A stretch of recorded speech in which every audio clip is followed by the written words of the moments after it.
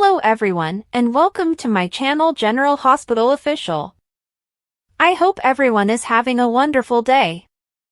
Before we begin, please hit the subscribe button and give this video a thumbs up. Willow makes a big move following Carly and Drew's public fight, and Josh's decision leads to a potentially deadly mistake. Today on General Hospital, Sasha is unhappy with Cody, Drew seeks assistance from Maxie, and Lucas inquires about Carly's friendship with Jack. Liz and Lucky's romantic dance at her house is cut short when Rick pays an unexpected visit. He hopes he isn't interrupting. Liz inquires as to why he has stopped by. He informs Liz that she has been allowed to return to work at GH, and she expresses gratitude. Lucky speaks up, saying they could use Rick's assistance and asking him to find out the terms of Cyrus' release. Rick agrees to investigate, but only as a favor to Liz. Liz asks Lucky what that was about when Rick leaves. Lucky argues that they are in dire times and must find a means to stop Cyrus in whatever manner possible. If they can find a method to arrest Cyrus for violating his parole, he will at least be returned to jail. Liz fears he intends to frame Cyrus. Lucky says he'll tackle it on his own. Liz agrees that Cyrus must be stopped no matter what, and she is eager to assist. Drew tells Carly that her beloved Jason knocked impregnated Sasha, and there are gasps all around at the Metro Court. Carly accuses him of making things up. Drew tells that Cody told him Jason was his father. Sasha explodes, runs over, and declares that her life is no one's damn business. Sasha claims she is not a pawn in Drew's Quartermain rivalry, and he knows nothing about her life or the baby, so leave them alone. Sasha then storms out. Carly informs Drew that he has no right to disparage Sasha's reputation or privacy, and that he is forcing himself into circumstances that do not concern him. She claims that at least now everyone knows he is sleeping with his nephew's wife and what type of man he truly is. Carly exits, and Drew apologizes to Anna for the interruption. He reiterates that he will not interfere if she chooses to arrest Sonny and Jason. Anna informs him that using his position to influence a case against them would be wrong. Meanwhile, the deception table is gossiping about what just happened. Tracy is enraged that Willow has Drew back on the grounds and wants to clear things up with her. Brooke Lynn requests that Tracy delegate this responsibility to her. Anna meets with Felicia to discuss the latest developments with Sasha. Felicia is unsure if Robert or Mac will have a worse reaction to Jason fathering Sasha's child. Back at the deception table, just Maxie, Lulu, and Lucy remain. Lucy does not dislike the thought of Sasha and Jason. Maxie claims Drew had no right to divulge the information he did tonight. Drew approaches, thinking his ears are burning, and requests to meet with Maxie. They move aside, and she asks Drew what he needs. He needs his mother's guidance. He confesses that he acquired a house in town for himself and Scout because he did not want to relocate her. He wants a decorator, and she knows Sam's preferences, which may comfort Scout to have a home that reminds her of her mother. Maxie tells him that he seems like a terrific dad and that she would be delighted to assist. She looks over his house's specifications and notices that it is quite large. He explains that it enables for growth. Anna and Lulu end up at the bar, while Lucy goes around gossiping. Anna offered to buy Lulu a drink, but she did not come over. Anna assumes she wants something. Lulu needs to know where Jack is. Anna suggests calling his workplace. Lulu's undoubtedly going to ask Carly to put her in touch with him. Lulu asks Anna if she has heard anything about her daughter. Anna says she hasn't, and she doesn't believe Jack is hiding anything from her. All they know is that Charlotte and Valentine briefly appeared in Germany. Alexis invites Molly and Christina over to her home. Alexis believes Danny should know the truth about his mother's murder before the media becomes aware of it. Alexis asks Molly to go pick up Danny, and she leaves. Christina, alone, informs her mother that this is a mistake. She claims Danny is a 15-year-old child, they don't know who killed his mother, and he may react violently to the news. Alexis warns that the longer they wait to inform Danny, the longer he may learn the truth in another manner, and they risk losing him if he learns it from someone else. Willow first misidentifies Nina as Carly, who has returned, when she arrives at the Q's gate. Nina asks Willow if things are going well with the Quartermaines. Willow wishes she was still living with Nina, but Nina believes this is where she should be. She hopes that being here will allow everyone to calm down. Nina reminds up how she mentioned Carly earlier. Willow claims she stopped by to report on Michael and then vanished when she went to make them tea. Brooklyn soon arrives and informs them that Drew and Carly had a tremendous fight at the Metro Court and that everyone now knows Willow had Drew over. She reveals that Carly found a tie that he had left here. Nina concludes that this explains Carly's unexpected departure. Brooklyn claims there were rules governing her stay here, and she could have met Drew anywhere else. Willow expresses her dissatisfaction with being here and asks Nina if she can return to live with her. Nina says she can. Brooklyn begs Willow to pause, contemplate, and take a breather. She can stay here as long as she doesn't see Drew. Willow claims this is her home. Nina informs her daughter that a lot has occurred to her recently, therefore she wants to spend time alone and think about how to move forward. Willow admits that she needs to think things out, but she can do so while still seeing Drew. Willow says she's moving back in with her mother, and Brooklyn says Tracy will stress out. Willow claims Tracy lacks legal standing. Cody enters the Quartermaine kitchen looking for Sasha, but she is not present. Dante is sipping a beer when he says he has been placed on leave, and it turns out Sam has been murdered. Cody says this is insane, and he has no idea what to say. Dante claims he was unable to save Sam, thus the only option is to pursue the son of the bitch who killed her. Molly arrives to bring up Danny, and Dante goes up to fetch him. Cody apologizes to Molly for Sam, and the two discuss how wonderful she was. Dante takes Danny down, and Danny wonders why Grandma wants to see him. Molly says she will explain when they arrive. They leave, and Dante and Cody discuss how difficult it will be for Danny to discover the truth about his mother. Cody believes Dante should be present for Danny, but Dante insists Danny has a father. Cody snarks, a worthless one. Dante wonders what happened to him and Jason. Just then, Sasha walks in and gives Cody a death gaze. She asks Dante to give them some room, and he leaves. Cody understands what this is about. Sasha inquires where he gets off, informing everyone that Jason is the father of her child. Cody claims it wasn't everyone, but isn't he? She says it's none of his concern and wonders where he got the idea. He explains that he spotted them the other night at the boathouse and apologizes for lugging her around. He acknowledges that he didn't take the news well, he expected them to be planning a future. She didn't respond well either, and he wonders if that's why she slept with Jason. She tells him that is none of his business. She exclaims, related or not, they are still friends, and he is being a bad one right now. He apologizes, congratulates her, and goes away. Tracy arrives to speak with Sasha, but she is unwilling to hear what she has to say. Tracy insists that she will want to hear this. She insists that if Jason is her baby's father, no one will take her baby away from her. Sasha claims she only tried to abduct Willow's children, but Tracy argues that is not the case. She assures Sasha that she has her full support in raising her child however she deems suitable. Sasha was surprised and grateful. Tracy reveals that she is also a mother and adores her sons. She raised Dylan on her own, and as women, they are entitled to live their lives on their own terms. Tracy, on the other hand, believes that when Jason returns home, the baby daddy conjecture would become difficult, and she should prepare a strategy. Back at Alexis' apartment, Alexis reminds Christina that they owe it to Sam to tell Danny the truth because that is what she would want. Molly eventually arrives with Danny, who inquires as to the nature of the situation. Cyrus comes to the hospital, and Brad informs him that he has been prohibited and must leave or he will contact the cops.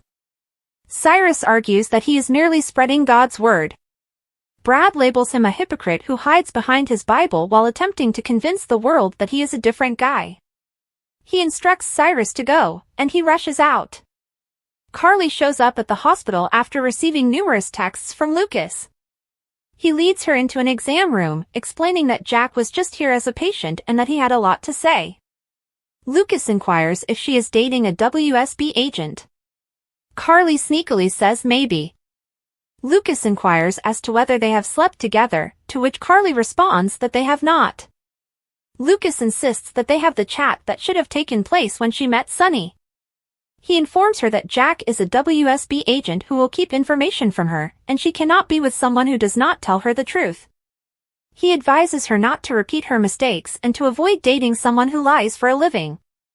Joss attempts to pick the lock to Cyrus' apartment but is apprehended by the superintendent. She claims to be from the mission, that Cyrus was meant to leave her a key, and asks if she can enter. She explains that she works with Brother Cyrus and wants the master list for the food drive. He unlocks the door for her and leaves to deal with some pipe issues. Joss sneaks into Cyrus' room and starts searching it. When someone opens the door, she finds his Bible, which has a passage marked. Only the super asks if she found what she needed. She says she did, gets a piece of paper, and goes away. When Cyrus returns home, he sees that his Bible has been shifted around. He finds a dried flower inside and wonders who has been in his place. Chase warns Dante not to do something risky at the next General Hospital visit. Nina informs Drew that if he is seeking for a fight, she is willing to oblige. Willow replies, deep down, she was right. Lucas realizes Carly isn't going to back off Jack. Joss meets with Jack and claims she will discover evidence that Cyrus murdered Dex.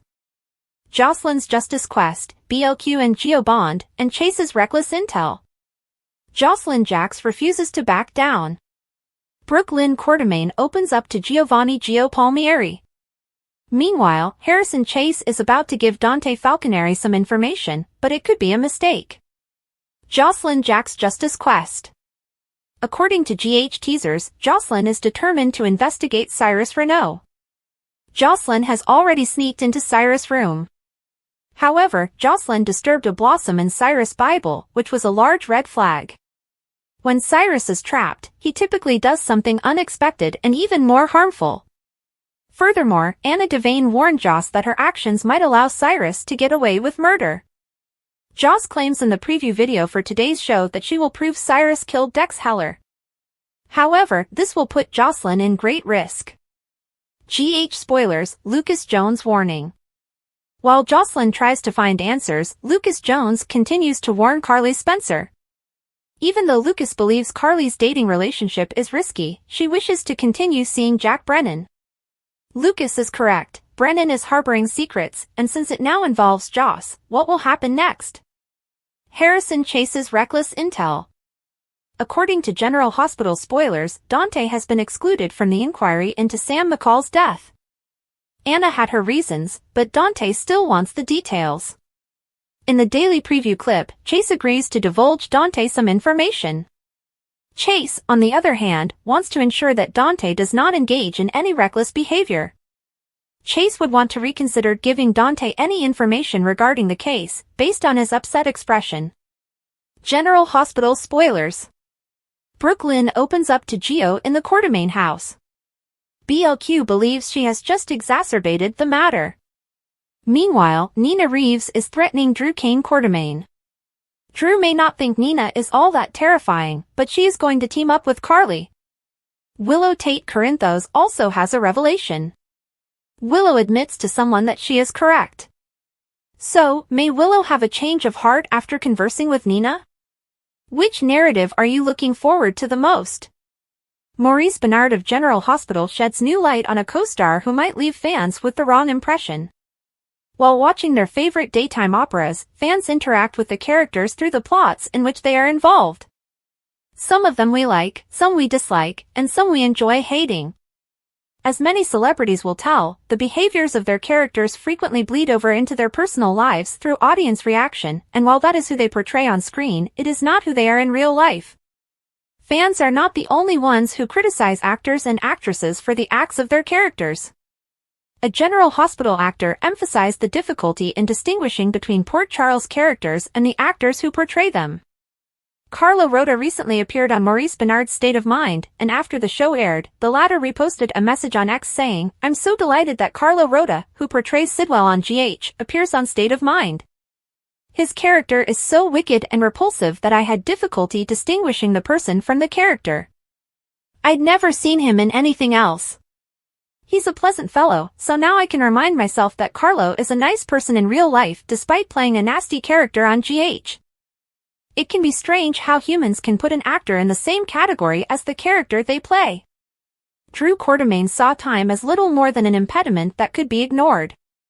He'd always been a man of action, someone who saw what he wanted and pursued it without hesitation.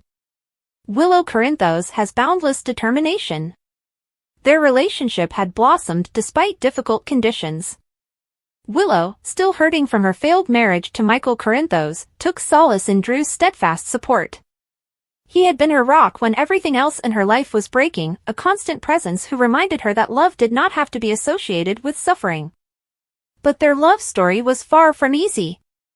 Michael and Willow's divorce hadn't been formalized yet, which should have slowed things down. Drew was already making plans for a future that hadn't yet arrived. He had been carefully arranging the details, securing a home, imagining a life in which their blended family could flourish. To him, Willow's divorce was merely a formality, a little hurdle that couldn't possibly impede their happiness. So, in true Drew manner, he was prepared to take the next move. A proposition appeared imminent. Drew knew Willow was the woman he wanted to spend his life with, whether it was in a quiet, intimate moment between them or in a great, sweeping gesture that surprised everyone. What about Willow? Her heart had been broken previously. She had trusted, only to be disappointed. Marriage was not something she took lightly, and while she cared passionately for Drew, she wasn't sure she was ready to jump back in just yet. Nonetheless, Drew persisted. Willow would eventually have to decide whether she was willing to take the leap with him or if her old wounds were still too raw to risk revisiting. An unfinished love story, Maxie Jones and Damian Spinelli. Maxie Jones and Damian Spinelli had never had a straightforward relationship. Their relationship had been fraught with near misses, poor timing, and emotional turmoil. They had been dancing around each other for years, getting together just to be separated again by circumstances beyond their control. Nonetheless, no matter how much time passed, something remained between them. Something undeniable. They'd almost made it down the aisle once before.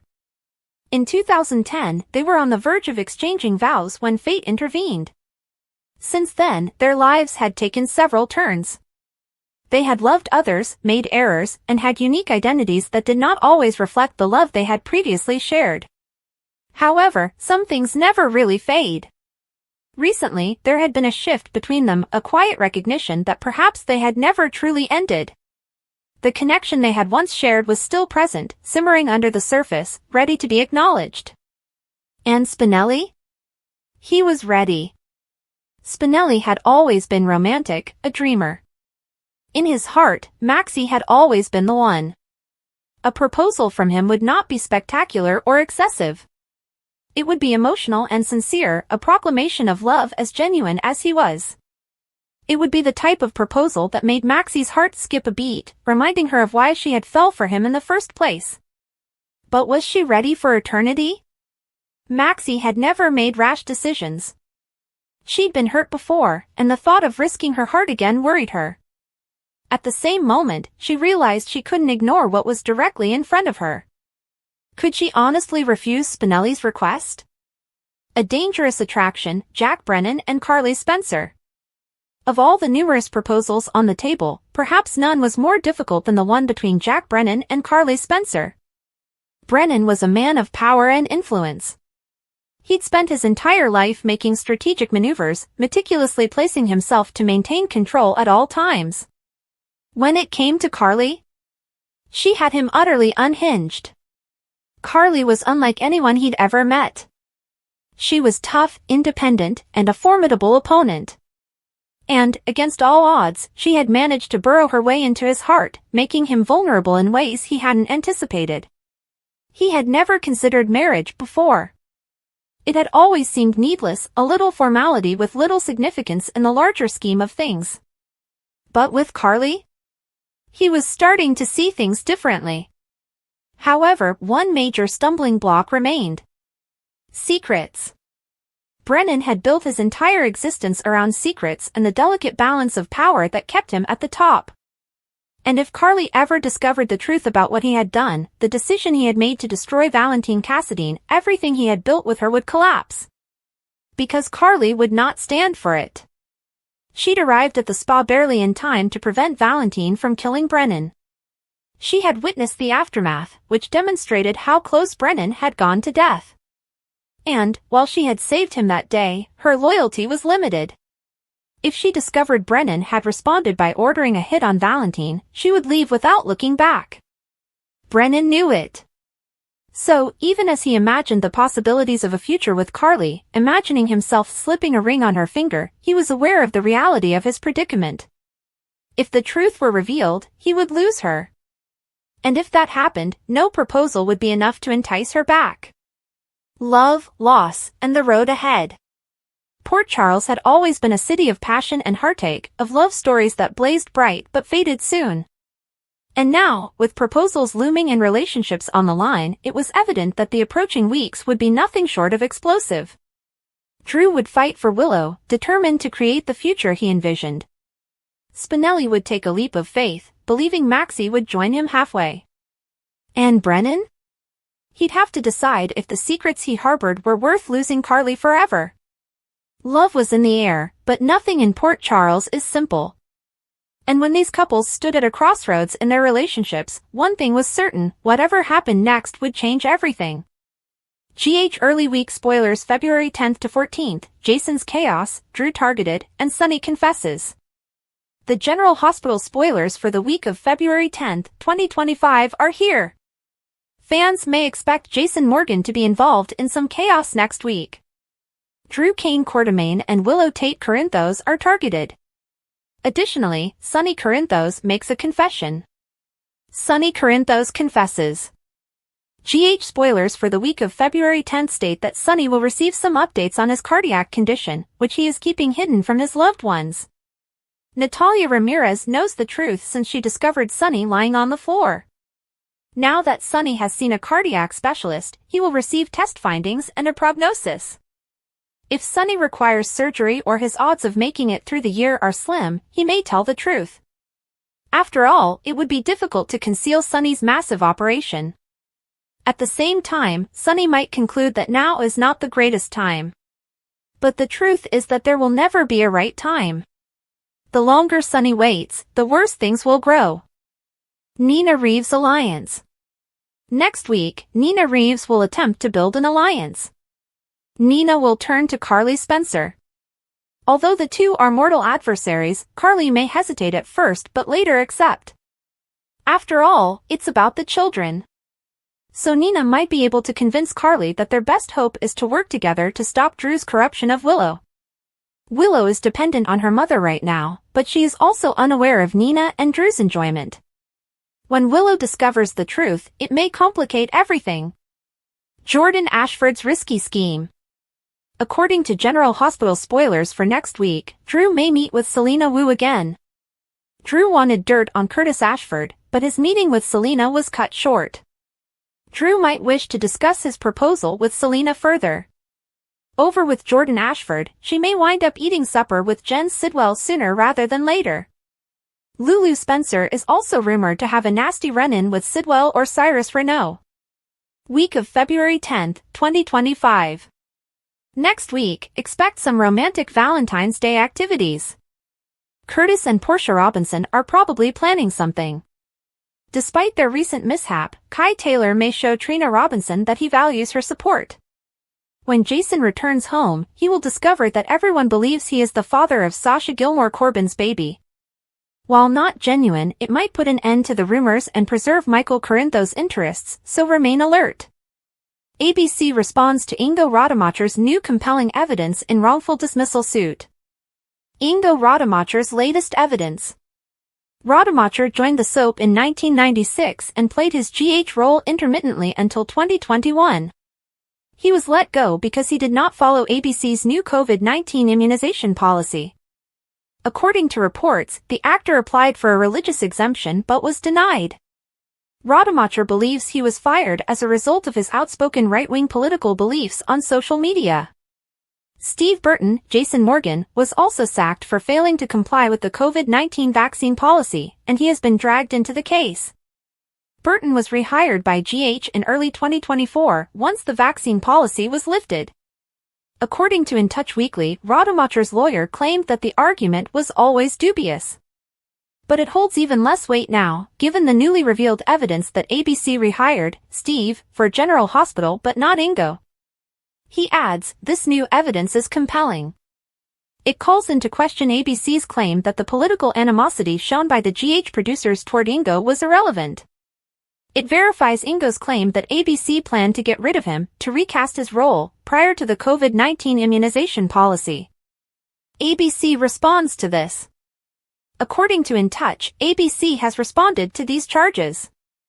The legal team has stated that bringing Burton back to GH is irrelevant, inadmissible, and would not establish a triable issue of fact in this case. The network's lawyer argued that Burton was rehired years after the end of the COVID-19 global health emergency and at a period when Disney's vaccine obligation was no longer applicable. Thus, his rehiring has no logical bearing on Ingo's assertions. Furthermore, the team stated that nothing in the order indicates that the court considered Steve's termination as a factor when it granted ABC's motion for summary judgment. Furthermore, the fact that Steve was rehired years later and after ABC terminated its COVID-19 vaccine mandate cannot be considered newly found evidence that warrants a new trial.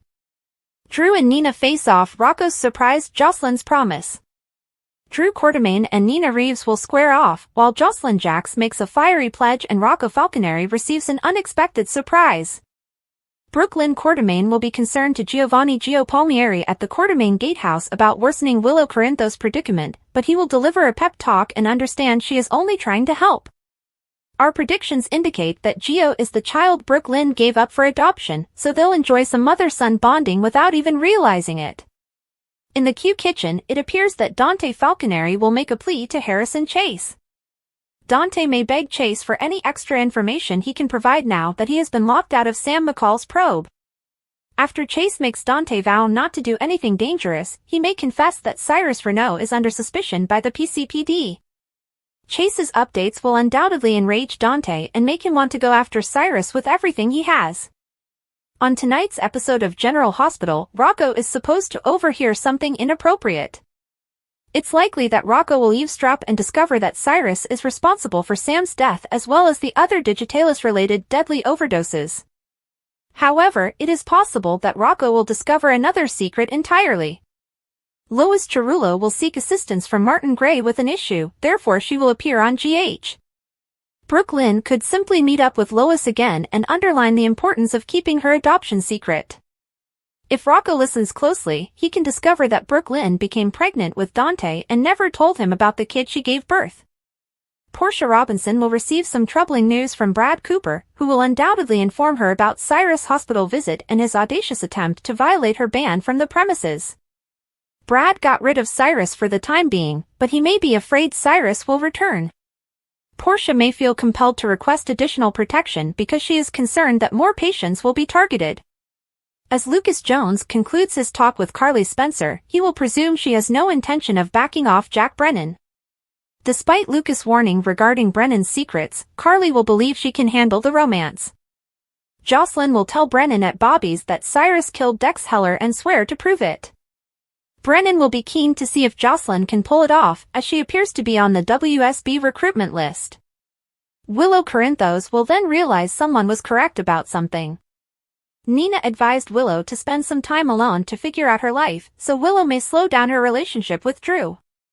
Meanwhile, Nina will get into a violent argument with Drew, warning him that if he wants a fight, she is more than willing to comply.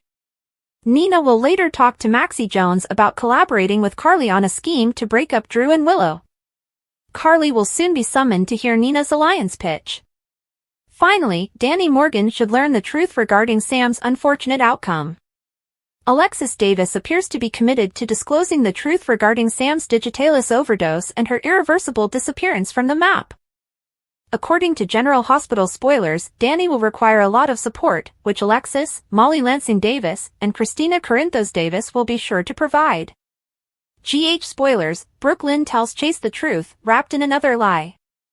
According to General Hospital spoilers, Brooklyn Quartermaine was blunt when she told her mother, Lois Cerullo, that she was considering telling Harrison Chase the truth about her history.